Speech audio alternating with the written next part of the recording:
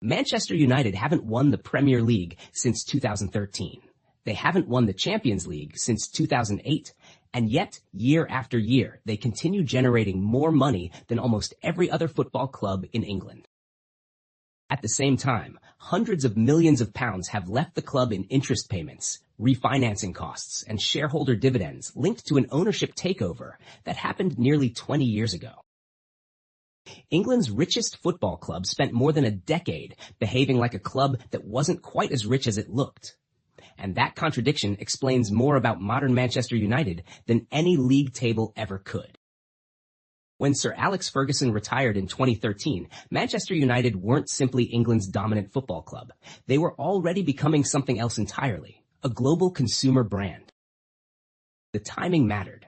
The Premier League had spent 2 decades transforming itself into the world's most valuable domestic football competition. Satellite television pushed English football into homes from Bangkok to Lagos, from New York to Jakarta. And for most of that period, Manchester United were the face of the league. Children growing up in Asia weren't choosing between 20 Premier League clubs. Many were choosing between Manchester United and everyone else.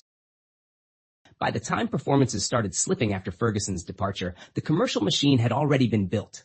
The club's logo appeared on credit cards, mobile apps, tractors, soft drinks, airline partnerships, and financial services.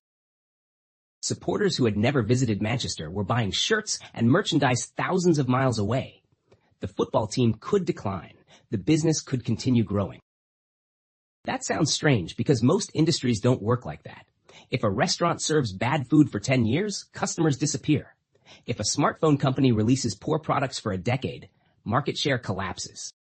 Football operates differently because loyalty operates differently. Supporters rarely switch clubs the way consumers switch phone providers. Manchester United had spent decades accumulating something economists call brand equity. Brand equity is simply the value of a name itself. Imagine 2 identical white t-shirts sitting next to each other. One costs $10. The other costs $50 because it carries a famous logo. You're not paying for cotton. You're paying for history, emotion, and identity. Manchester United built perhaps the strongest football brand England has ever produced. But there was another story unfolding beneath that success. To understand it, you have to go back to 2005. That was the year the Glazer family bought Manchester United through something called a leveraged buyout. The concept sounds technical, but the reality is surprisingly simple. Imagine buying a house using a large bank loan. Then imagine sending the mortgage bill to the house itself. That is roughly what happened. The Glazers did not purchase Manchester United entirely with their own money. A significant portion of the takeover was financed using debt, and much of that debt ultimately sat on Manchester United's balance sheet rather than the owners. From that moment onward, one of the world's richest football clubs also became one of the most indebted major clubs in world football. The club generated enormous revenues, but some of that money had somewhere else to go first. Interest payments, refinancing costs, debt servicing, shareholder dividends. Together, these costs quietly reduced how much of the club's own revenue was actually left over for the football side of the business. Revenue is money coming in. Profit is what remains after the bills are paid.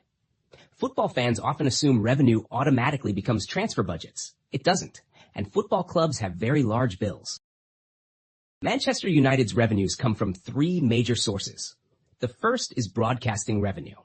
The Premier League sells television rights around the world and distributes much of that money relatively evenly, compared with leagues such as Spain during the early 2010s. The second is matchday revenue. Old Trafford remains one of Europe's biggest club stadiums.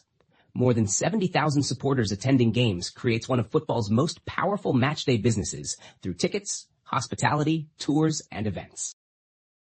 The third is commercial revenue. This is where Manchester United become different. Commercial revenue means sponsorships, merchandise sales, licensing deals, and corporate partnerships rather than money directly linked to winning football matches. Sponsors are not buying goals. They're buying attention. If hundreds of millions of people continue watching Manchester United matches, following the club online and wearing its shirts, companies still want access to that audience. A shirt sponsor does not care only about league position. They care about visibility. and few clubs on earth offer more visibility than Manchester United. For years, United's commercial revenue outperformed domestic rivals. Their Adidas agreement became one of the largest kit deals in football history.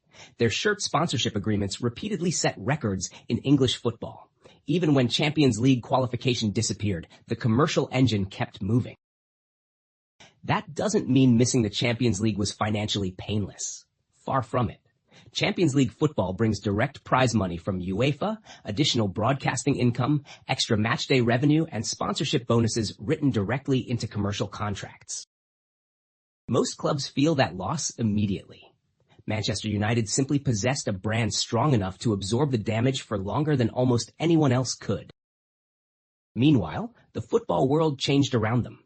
Since Ferguson retired, Manchester United's transfer spending has moved towards £2 billion, depending on how transfer fees, add-ons, and accounting methods are counted. The problem was rarely an inability to spend. The problem was whether the spending generated enough sporting returns. At the same time, rivals built financial strength through entirely different models. Liverpool transformed success under Jurgen Klopp into renewed global commercial growth. Arsenal rebuilt revenues alongside their return to the Champions League. Manchester City developed a global commercial network alongside sustained dominance on the pitch and the wider infrastructure of the City Football Group. The club also remains involved in ongoing Premier League proceedings regarding alleged breaches of financial regulations, allegations the club denies and which have not yet been resolved. For the first time in decades, Manchester United's financial advantage began shrinking. They remained rich. They were simply no longer alone. This is the part many football fans misunderstand. Manchester United are not wealthy because they win. Historically, they won because they became wealthy. Then they stayed wealthy because they transformed football success into something more durable than trophies. A habit, an identity, a global business. The real question facing modern football is whether brand power can continue outrunning football results forever. Because eventually, every empire faces the same test. At what point does memory stop selling shirts? And if Manchester United ever discover that answer, the rest of football may discover it with them. Do you think Manchester United's commercial power can survive another decade without major trophies? Subscribe to the Football Ledger for the money, incentives, and business decisions shaping football long before they appear on the pitch.